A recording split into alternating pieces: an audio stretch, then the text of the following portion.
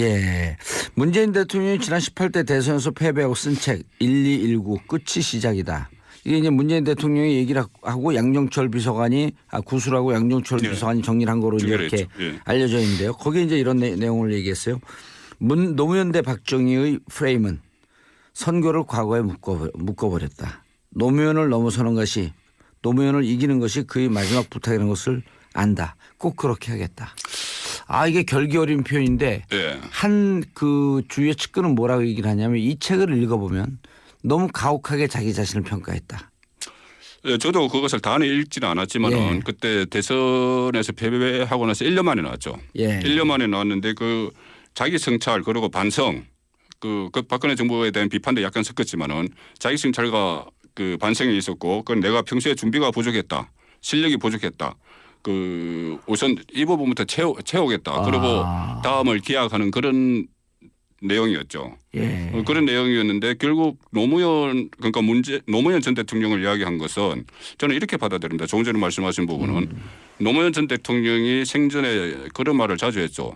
노무현의 친구 문재인이 아니고 문재인의 친구 노무현이다. 또 이렇게 하고 높이 평가했죠. 그렇죠. 그렇게 높이 평가하고 뭐라고 그러냐면은 나는 대통령감이다 이렇게 이야기를 했어요. 왜냐? 문재인을 친구로 두고 있기 때문에. 아하. 나는 대통령감이다 이렇게까지 이야기를 했습니다. 그럼 그 말의 함의는 문재인은 당연히 대통령감이다. 그거랑 똑같은 거죠. 뭐 결과적으로는 이제 그렇게 되는 것인데 어쨌든 저도 좀 이렇게 좀 아부성 말을 좀 할 기회를 좀 주세요.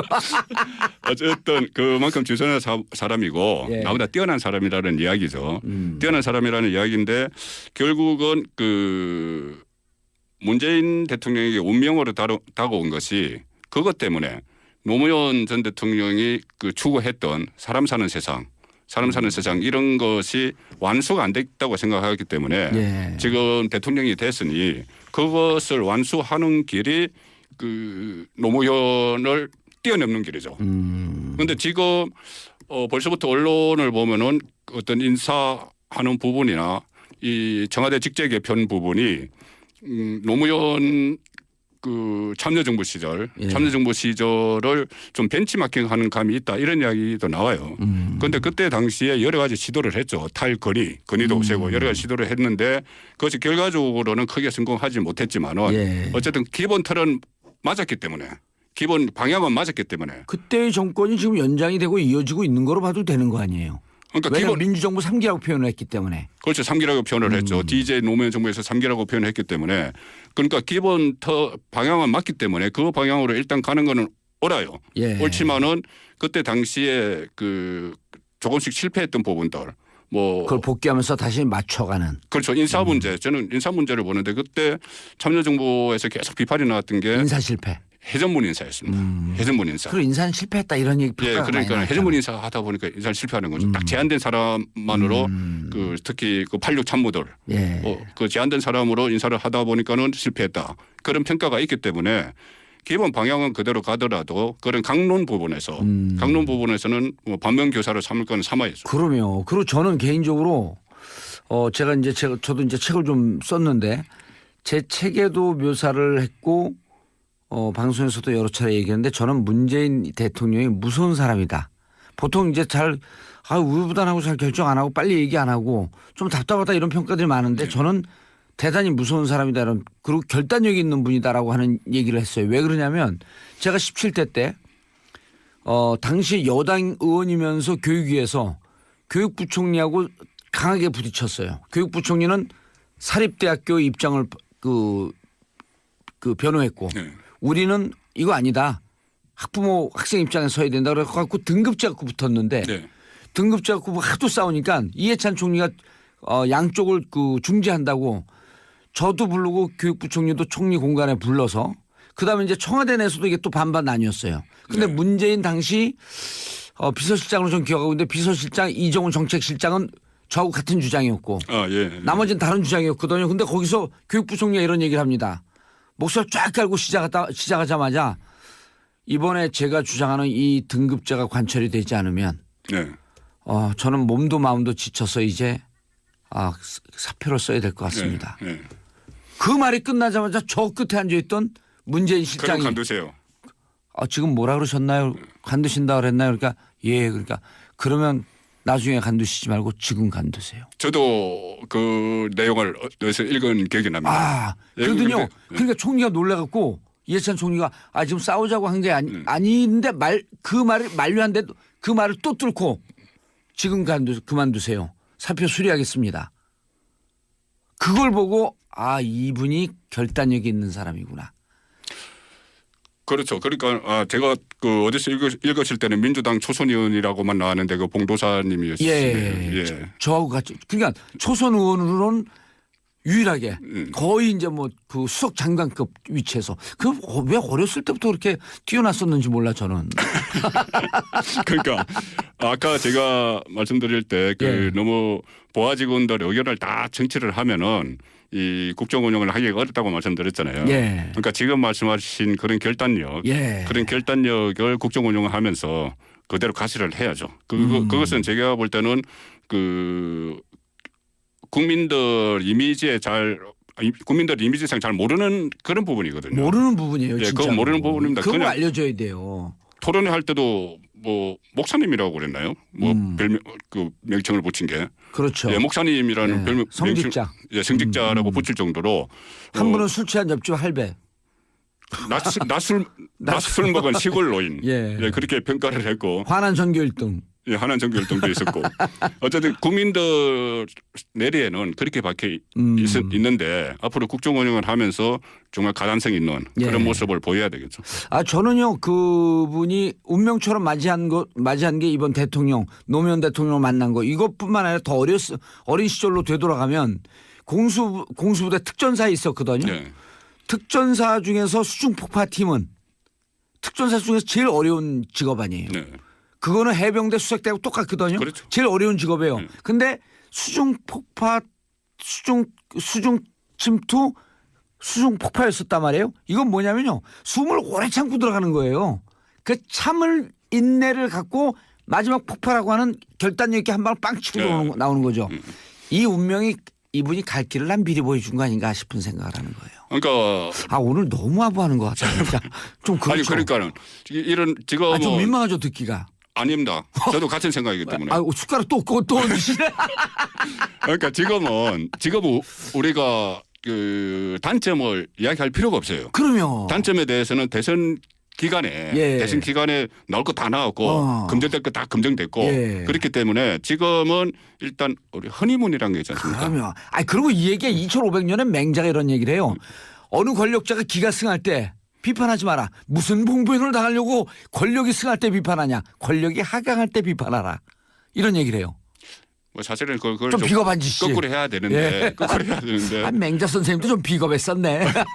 지금 또 워낙 그 새 정부 상황이 워낙 그 안 좋은 상황이기 때문에 누가 해도 이 독이 든 성배를 마시는 그런 자리이기 때문에 지금은 당분간 허니문을 좀 가질 필요가 있어요. 그리고 지금은 외교 문제, 경제 문제, 그다음에 우리 국론이 분열된 문제 어려운 시기 아니에요. 오죽하면 외신에서 아시아에서 제일 어려운 지위에 앉았다. 이런 평가를 했잖아요. 그러니까 우리가 지금은 좀 잘해라. 국민의 칭찬은 문재인도 춤추게 한다. 그리고 숟가락 얼른 얹혀요. 이럴 때. 예, 그러니까요. 같이 지금 얹히려고 합니다. 그러니까 허니문 기간이 길 건지 짧을 건지 그것은 문재인 대통령이 어떻게 하느냐에 달려있죠. 우리 이러다 청와대에서 부르면 어떡하지? 안 들어간다 그러지 뭐. 어차피 안 부를 거니까. 그렇죠. 청와대 집무실을 광화문으로 옮기겠다. 이게 청와대와 이거 잘하는 분들이 그 청와대 이제 그 광화문 정부종합청사가 68년도에 지어졌대요. 그래서 저게 도청의 무방비례입니다. 그래서 옮길 수 없다 이렇게 얘기하는 분들도 있어요. 문재인 대통령이 공약을 했죠. 광화문 대통령 시대 열겠다. 그래서 그거를 추진하는 위원회도 다 구성이 돼 있어요. 구성이 돼 있는데 저는 이런 문제 몇 가지 문제가 있습니다.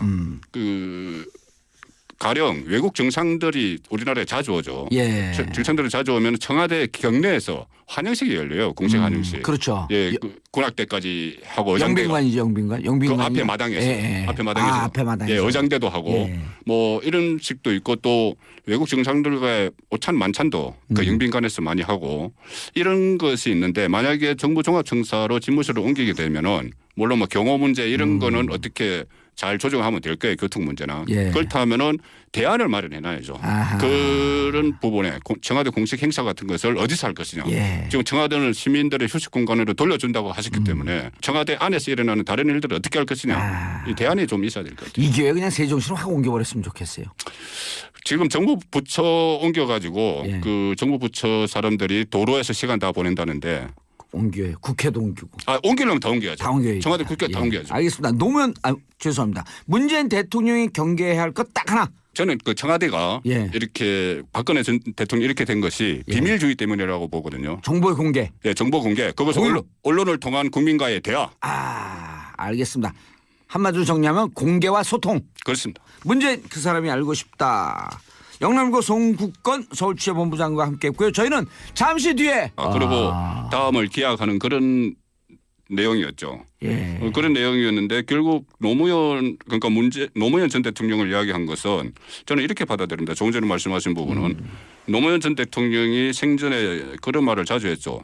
노무현의 친구 문재인이 아니고 문재인의 친구 노무현이다. 또 이렇게 하고 높이 평가했죠. 그렇죠. 그렇게 높이 평가하고 뭐라고 그러냐면은 나는 대통령감이다 이렇게 이야기를 했어요. 왜냐?